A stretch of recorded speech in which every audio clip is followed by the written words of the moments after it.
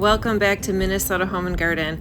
Let's do a quick garden tour. I'd love to show you what's blooming, what we're harvesting, and some of our great, wonderful little visitors in our garden right now.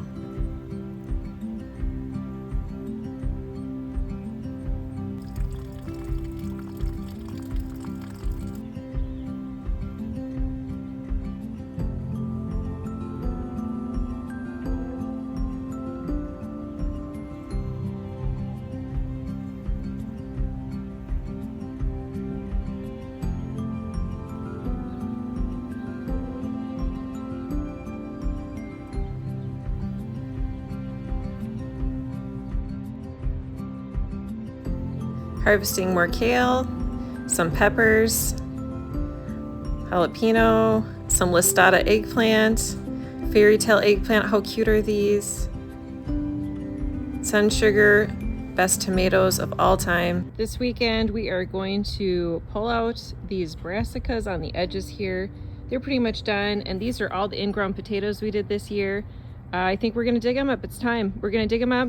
We know we could let them keep going, but we feel like there's a good enough harvest under there, and we'd rather plant a huge field of beets. I saw my friend Jamie over at Lime Street Creative. We just saw her beets at her fun garden party we did together, and I was jealous. So I'm gonna have to plant some serious beets. I'm gonna do a big field of beets in here, maybe some turnips, carrots, just some really good fall crops. So all these guys are gonna go. They're not really producing much. These brassicas mostly bolted right away. These peas, as you can see, they're pretty much done. And that's okay, we can let these go. You can plant peas now for a fall harvest. You can replant cucumbers if you had a failure as well, and beans, you wanna do it quickly.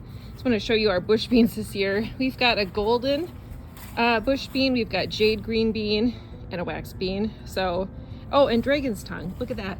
Isn't that cool? Let's take a look at that. Beautiful.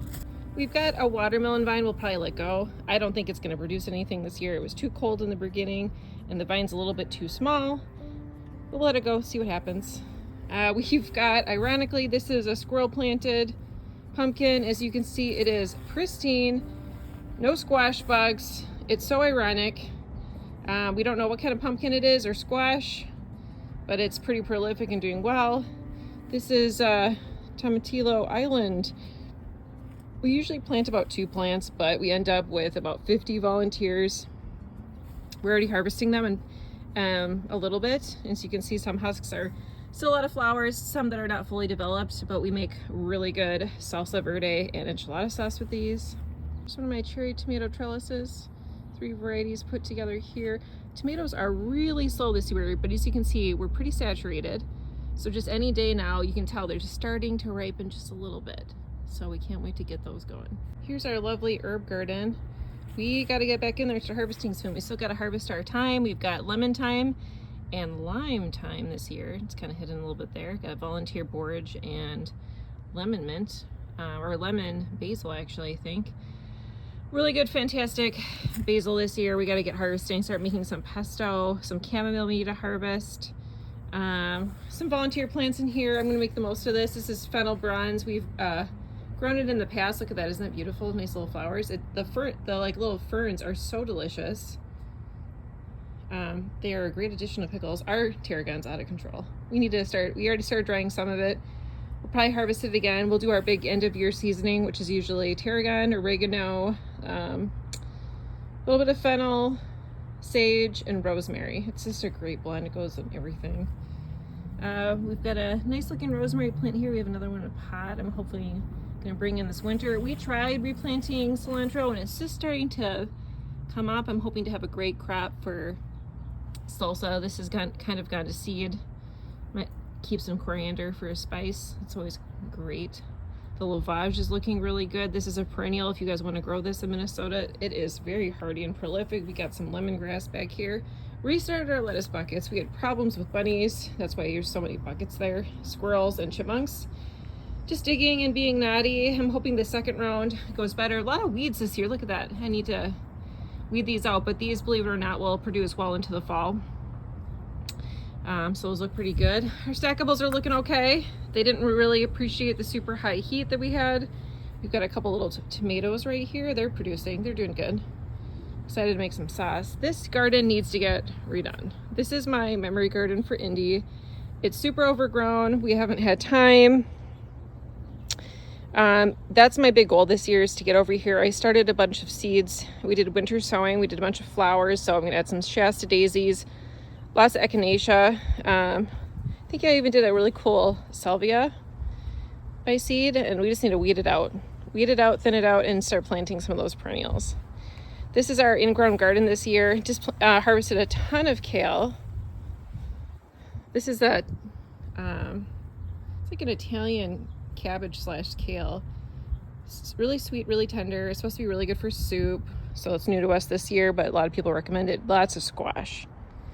Of course, the squash we planted has squash beetles that we're working hard to keep on top of. Squash vine borers, but everywhere. So we spray every week with spinosad to keep these going, and they're coming along.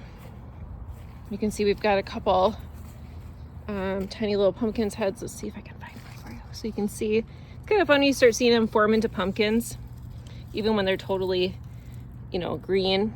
You just know what's gonna come, what's to come in the future. We've got some green beans.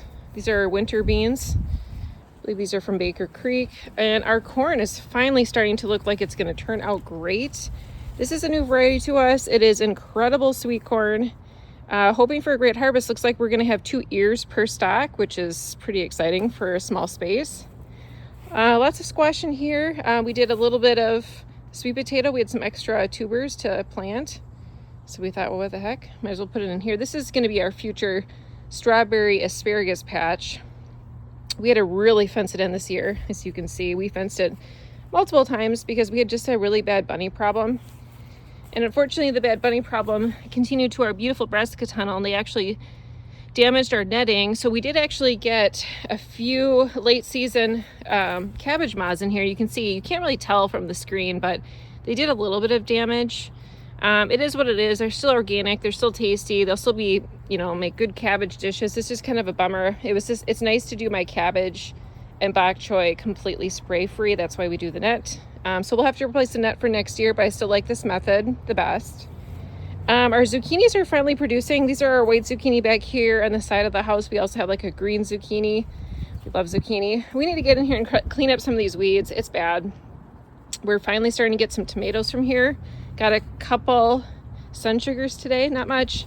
We harvested a few eggplant today. Our celery is looking great. You got to really keep on watering celery. That's my secret to really good celery here in Minnesota, is you have to water it very heavily in the summer months. Just make sure, even if you just water that only, make sure that it stays nice and moist, because that's what they like. That's how it stays crisp and tender and sweet despite the heat. We got a lot of greens back there. They're still doing pretty good. We've got a lot of Swiss chard and kale. We're gonna start ripping up some of this, our brassicas back here too. I think I'm ready to plant a fall crop. Most of these bolted this year. I got one really, really good head of broccoli, but for the most part, they bolted. Just not a good year. Look at our dill. It's amazing. Look at that. Thank you, Tom, for the dill this year. It looks fantastic. We'll hopefully make a lot of pickles. To the high heat that this driveway garden produces, these are really our only really good looking peppers this year. Our peppers in our in-ground garden, they're just not hot up. You can see this one has good size, full size peppers. It's got a nice canopy. It's a nice size. You can grow these by seed. These are our Lasaya peppers. They're so good. They're from Baker Creek. They're really delicious. I highly recommend. We'll wait till they're red to harvest them. The tomatoes over here had the least amount of blight, and they're just really producing. We got some sauce tomatoes in here and Prairie Fire. Pretty exciting. Some peppers here, they're doing pretty good. And after lots of caging and all sorts of, you know, home remedies, we finally got the bunnies out of our sweet potatoes in the driveway. That took a long time. I think that these will catch up though, and they're looking green. They're looking good. You can eat the leaves of a sweet potato if you want. Some people love them. They're pretty tasty. We're hoping to absorb the energy as much as possible to produce the biggest tubers. So we're probably going to leave them. We probably won't harvest that much. Raspberries are done for the year. They produced pretty well. We were really grateful for what we got. And what's up next over here is much needed to be pruned again, but we have a huge clusters of grapes everywhere. These are my Frontenac grapes. very saturated, very heavy this year. These won't be ready for at least another month. So we got some time to wait on those. But yeah, these are looking pretty good here. The driveway's heat served us really well. Can't wait to get harvesting here. So to be harvested this weekend are our onions. And despite tons of storms, and we're talking wicked winds and whatever, these onions turned out overall pretty good. We could leave them in here longer, but we're ready to cure them and start planting something else. So this is a whole bed of Spanish white and yellow onions, and they just look fantastic. I'm going to try to make onion powder this year, freeze some and cure some, just to extend the harvest and use. You of course can harvest these greens. If you harvest them when they're younger like this and they haven't completely dried out, they probably still taste amazing. Great option to make onion powder. Here's one of our straw bales.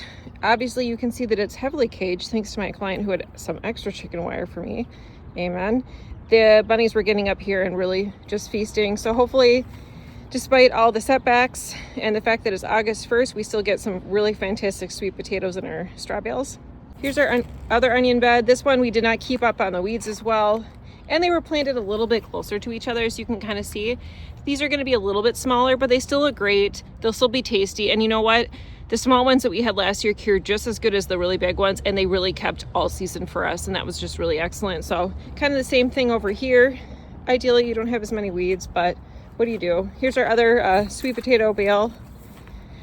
A couple weeds in there. We'll take care of that later, but we're hoping for a great harvest. These are Ford Hook zucchini. They're huge.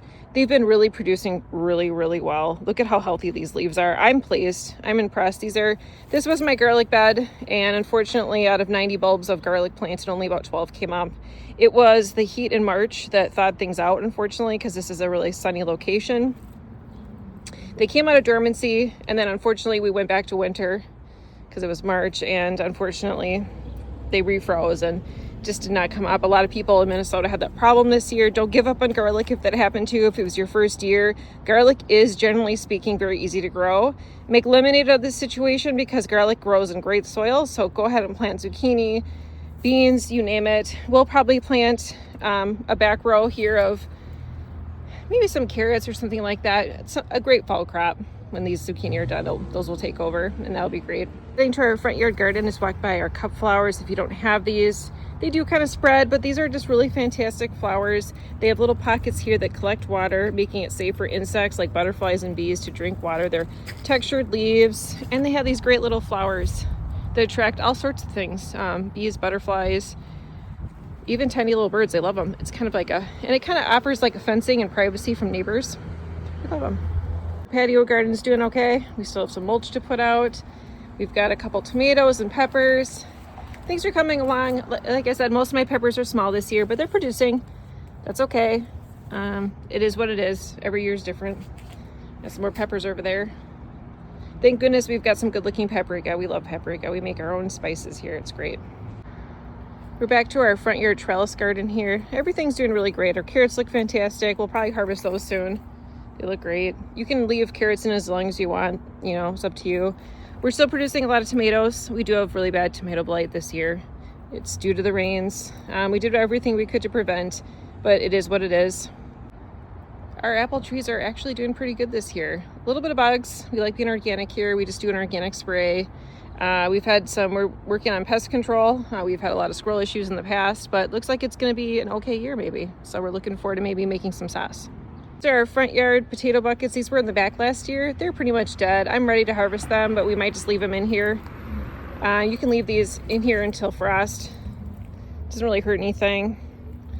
Depends on our energy. Unfortunately, Minnesota is like the entire state has a lot of smoke from the Canadian wildfires, so it hasn't been that great to garden lately. So we're a little behind on everything from watering to harvesting, you name it. Well, I think that wraps up our tour for today. Thanks for watching. I hope you are inspired by our garden tour, and we appreciate your support of this channel, and thanks for liking and subscribing to our videos. Have a great day.